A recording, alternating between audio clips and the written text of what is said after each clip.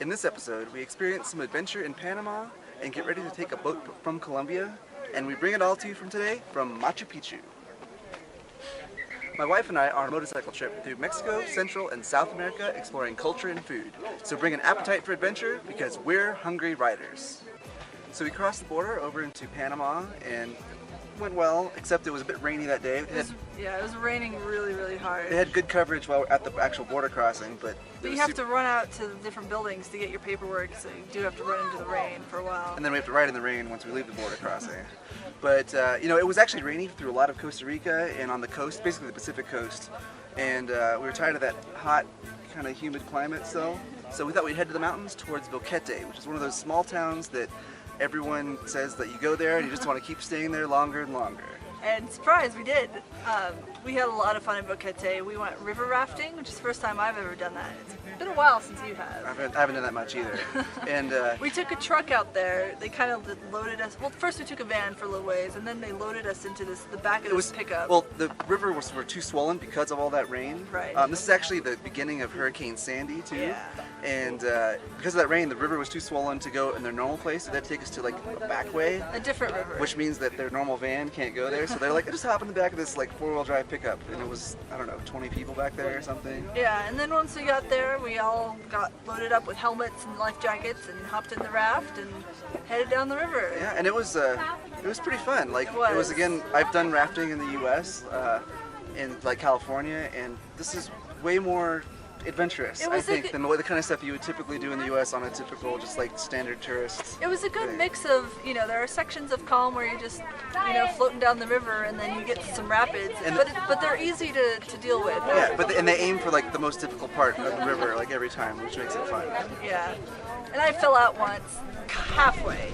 I caught her. I was sitting on the edge of the raft like you're supposed to do, and I fell backwards, but my feet stayed in the raft, so I don't know I just kind of held on like this and pulled her back in. So I don't know if that really counts as falling out, because I was never completely submerged. You jumped in voluntarily several times.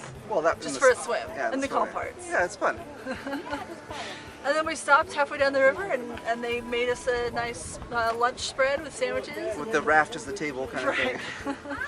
And you keep going a little bit. It was a good, 3 or 4 hours of actual like on the river rafting time, which is enough for a day's worth of adventure. That was. And you end up and we walked out onto a little bridge and got a good view of the river. At the end of it, yeah. It was fun. It was. So as we were staying in the hotel in Boquete, we saw 2 BMW bikes appear in the garage that next morning. We thought, those look like touring bikes. Yeah, they got stickers all over them from all the countries they've been to, which are the same ones we've been to. All through Central America and Mexico and parts of the U.S. I guess they went up to Alaska, and they're from Germany. Yeah, so the next day we met Carmen and Michael, and we got along really well, and then they made you an offer you couldn't refuse. Yeah, they wanted to start hiking up a volcano in the middle of the night. It's Volcan Baru, it's right next to Boquete, and it's 26 kilometers round trip, so that's 13 kilometers totally up and 13 kilometers all the way down. Yeah, that doesn't sound like a lot of fun to me, but you go ahead. On this Volcan Baru in Panama, which is near Boquete, and we started hiking at 11:30 this morning, or 11:30 at night, and we hiked all night basically, and we're made it in time for sunrise this morning. And it was a bit cold and rainy and wet, but we made it, and it's worth it. Volcan Baru is one of the few places that you can see both the Pacific and the Atlantic at the same time, because it's up high enough and Panama is narrow enough, except it's under clouds right now, but it's there, so I guess that still counts.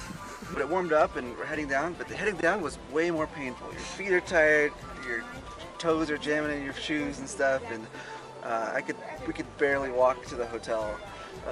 Getting out of there, and I needed an entire day to recover. Yeah, not surprising. Luckily we stayed in the hostel for quite a while. Yeah, like we said, we stayed there way longer than we expected to.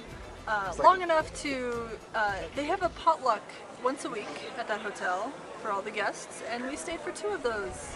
So we were there for a little over the week, 8 or 9 days. And it was a great hostel, great atmosphere, really well taken care of, great showers. For once, yeah. And it was a really great experience. It was a nice little relaxing time. And part of the reason that we stayed so long was, like we said before, the hurricane was forming right over Panama, so it was super rainy, and we didn't really want to ride in more rain. And we were the Boca del Toro was one of those places in Panama that like we really wanted to go, but the hurricane was still starting there. It was just raining the whole time. Like, so we missed out on that. So yeah, we basically didn't go because we were avoiding the storm. Instead, we stayed at the hotel long enough to watch the kittens there open their eyes. They were a week old when we got there. They were 2 weeks old when we left. And Serafina got a lot of good kitten time while staying there. I got my kitten quota maxed out. And you know, so we were hanging out with Carmen and Michael. They stayed with us basically that whole time, almost as long as we did. And we decided to hook up and ride together for a little bit. And we headed towards the Pacific coast again, towards Santa Catalina. And I was interested in riding with another group of riders for once. Yeah, it was fun. Finally getting some more company. So we spent a few days in Santa Catalina. It was really fun. We spent some time on the beach, walking down the beach, saw a few sunsets. You took some awesome photos there. Yeah, I got some good ones. We saw a football game on the beach, and by football I mean soccer. Yeah, just relaxed, and before we headed off to the big city of Panama City. Panama City. Yeah, and yeah, it was fun. And again, we were still with Carmen and Michael riding together. You know, with big super highways again, which we haven't really seen for a while. There's a lot of cops on that road too. Yeah, they were giving out speeding tickets left and right. Unfortunately, all of us kind of had a more low-profile motorcycles. Yeah, we managed. And they don't go that fast. We managed to get by without getting pulled over at all. And we met up at a hostel where everyone is kind of congregating to take the Stall Rat together. That's the boat we're taking across the Darien Gap to Colombia. And a number of those other people did get speeding tickets along the way. On their way there, yeah. And yeah, it was an interesting experience hanging out with these other riders, and we're going to have more on that in the next episode.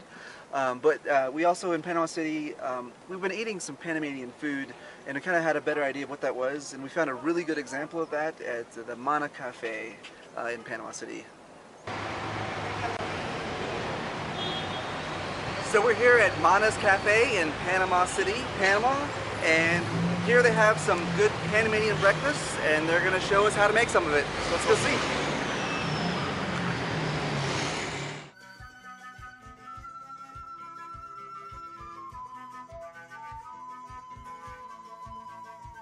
So we're here with Cal from Mana Cafe in Panama City, and today he's going to show us a bit about Panamanian breakfasts.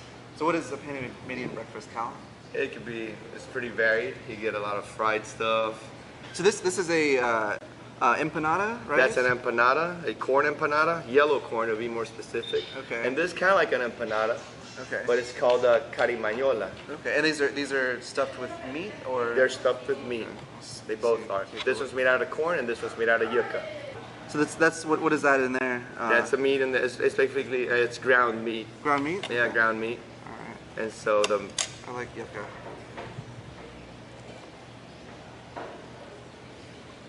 Was it like a pork or something? That's beef, actually. It's beef? Okay. Yeah. It tastes like it's maybe the seasoning. Yeah, it tastes kind of like a tamale filling, maybe a little bit, with some spices.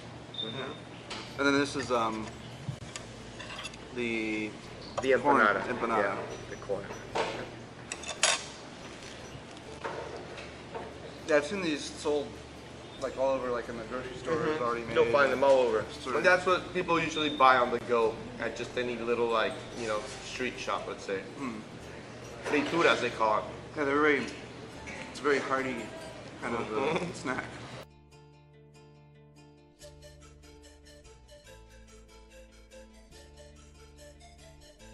So how do you pronounce these again? Well, there's two ways, hojaldras or hojaldres. There's a little like discrepancy there on which is the right one. Okay. And so how do you make it? A flour tortilla.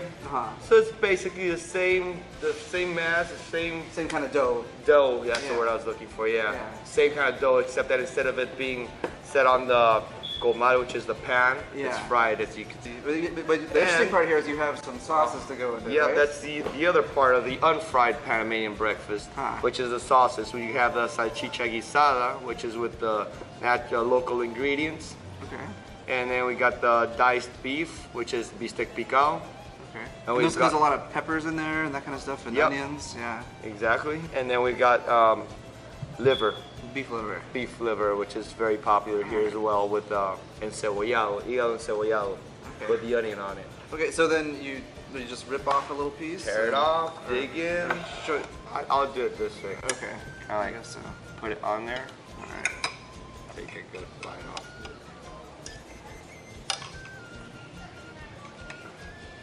It's kind of like eating a taco, man. Everybody has their own style. It's kind of a tomato sauce, I guess. It's tomato based. So thanks again, Cal, for showing us around your restaurant and all the awesome Panamanian breakfast foods. You're welcome. My pleasure, man. Thanks for coming in. So one of the other things to see in Panama City are the Miraflores locks. Of course, you have to see the Panama Canal when you go to Panama. So yeah, we went to Miraflores Locks and they had an overlook where all the tourists can come and watch the ships go by. We saw a giant cargo ship slowly move through the locks with inches on each side. And you have a lot better understanding on how the system works now. It's really impressive. You know, it's super old. It's 100 years old pretty much at this point. And yeah, it was really fun. And they're actually building another set of locks really close to the ones that already exist, but they're going to be wider, more efficient. Yeah, better technology, but more water efficient. Because basically they flooded a valley in order to build this. Which, yeah, it's kind of a natural disaster kind of thing. And then they also had a museum in the same building where they showed the whole history, how it got built. And then they had a little simulator where you can pretend like you're in the ship going through the locks, which is kind of fun. Yeah, we enjoyed it. So that's it for this episode. On the next episode, we hop on a boat, head to Colombia. And experience life on the high seas. For a few days. Yeah, it's fun. And until then, you can follow us on Twitter at twitter.com/hungryriders. Yep. Or our full website with all our links to everything is hungryriders.com. See you next time.